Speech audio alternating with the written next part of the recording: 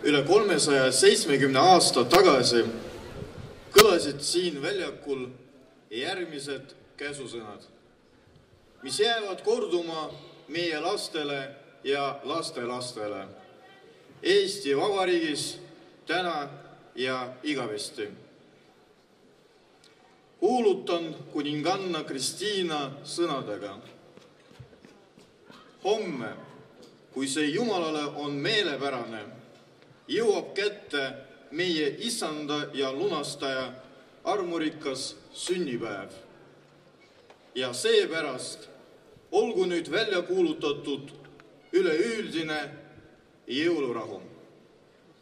Ja olgu kõik asjaosalised kutsutud seda püha pühitsema sobiliku hardumusega. Ja ka muidu ennast üleval pidama rahulikul ja viisakal moel.